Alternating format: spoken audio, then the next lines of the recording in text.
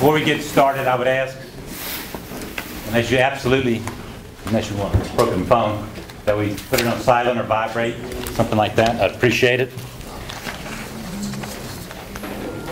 Hopefully you got a better phone than I have. And again, as I look around, I see some new faces and some old faces. But a lot of you were the first-time members from last week. So we have a few new members from this week. If you don't mind, can I have a show of hands of those who have not been to our meeting this year? This year. Thank you very much. Good. Thank you for coming. Every week we still continue to get a bunch of youth fishermen, so we really appreciate it a lot. I hope to get to know you. There's a lot of faces and everything, and I won't claim to always know your name. I will try, as well as the board of directors. Something we've done, and sometimes certain people are maybe shy about coming up and talking to the board of directors. We now are identified. At least we don't have pinstripes and be identified that way, but we do have name tags. And do not be shy. Come up and ask any board member. And if it's a specific area that another board member handles, that board member will probably turn you over to that person and introduce you and so forth like that. But we encourage to have that dialogue at all times. As we introduced last meeting, in this meeting we have some more of the, I'll take Scott, general membership business cards. We have a lot of them, so you don't need necessarily just take 3 or 5. You can take 10, dozen, something like that. But anytime you're around and using any of our sponsors, some of them are on the back here. That was from a month ago. We'd appreciate you honoring these people and giving them your business. But at the same time, when you meet people on the fishing ramps and so forth, this is a good card to give to them. Encourage them to crappie fish, especially when you're bringing in stringers of 25 and so like that. And where'd you get those at? Just give them a card and say, here's how I learned, okay? I think that'd be very helpful.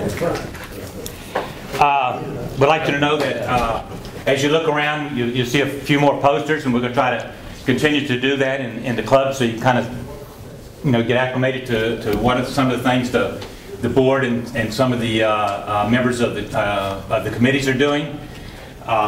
This is the local and national state sponsors for the Lake Livingston tournament, and the rules are on the back. Worthington did another great job of putting these up. Very, very good. And these are going to go into the local shops down there, so you'll see some of them if you're participating in the Lake Livingston tournament.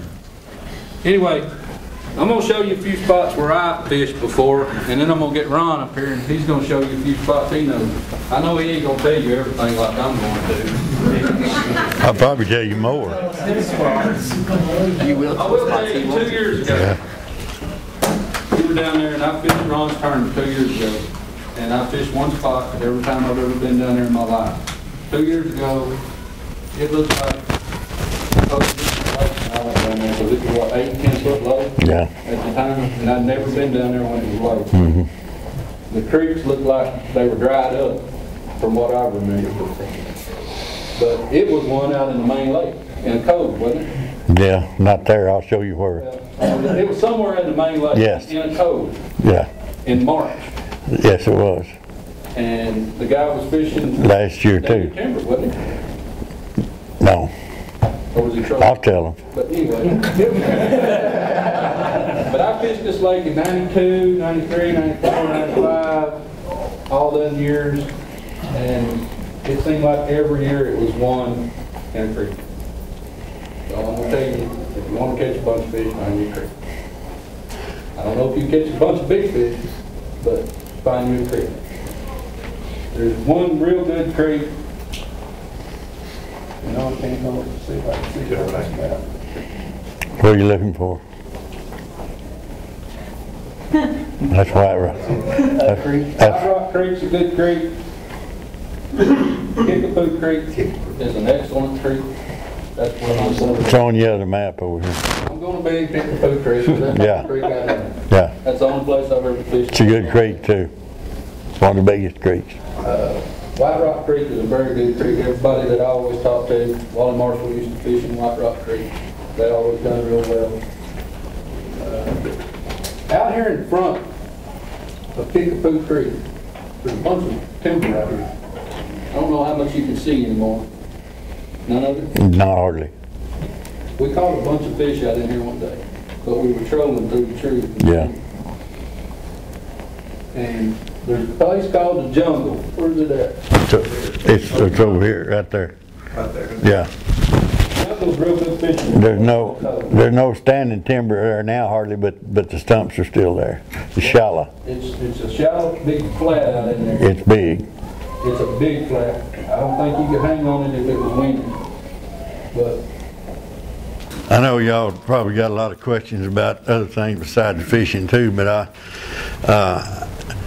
I haven't been fishing real hard. I don't want to. I want to kind of, it's going to be fished pretty hard enough during the tournament. But I have checked on it. And if any of you read on the forum a week ago today, I caught 7 fish, and that's all I caught. 7 fish. They weighed 951. Big fish 191. And that was in White Rock Creek, way up White Rock Creek. So I'm telling now, a lot of people won't tell you. I'm telling you. And I'm going to tell them where I'm fishing, but I decided. yeah. I mean, I want this to be a good tournament. I want you guys to catch a lot of fish. And I know how it is to go to the lake and not know anything about it. I went to 8 of them last year. And not, you know, I want you to at least tell you something where you can't say I didn't tell you, and I don't lie. Right now, in the next 3 or 4 days, we may have enough rain to change things a little. It depends. The river could get muddy. The river is not muddy. And the Trinity River has got a lot of creeks off of it. You can put in at Riverside, and along the edge of the creek where there's log jams and timber and stuff, several places they're catching fish. You go up the creeks, you go up if you go put in at Riverside and go north, you go up there to Chalk Creek and Dillard Creek, and there's several of them. You can go from to Beedies. Beedies as far as you can go, because that's where the lake ends. Anything above that's really not the lake. But it takes me 45 minutes running wide open with a 90-horse motor to get from Riverside up there. And I don't go up there much. But any of the creeks like that are pretty good. You can go the other way from Riverside, and you got some good creeks. It's not far to Bethany Creek. East Carolina, Shoemake, Newton, all those creeks and they're right here. Those creeks, if you put in at Riverside and go down, see there's Bethany Creek right here, and this old river's crooked now. You go around here and go in and go in here. Would you get on the side, on the other side? On the other side, yeah. So against the wall, right? Okay. Thank you. Where are you at in relation to the lake, Ron? Where are you at? Where's your place at? Oh, right here, Trinity, right there. For me, it's 2 miles to White Rock Creek, 2 boat ramps on White Rock Creek. And I do fish it more than anything else, but I fish a lot of the lake. It depends on the time of year and all. But here's a good, back in here at East Carolina is a good creek.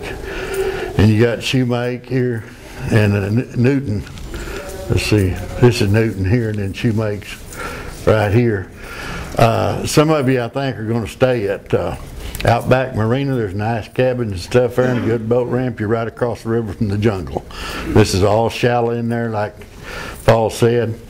And I don't fish it. I don't know whether there's fish in there or not. There should be.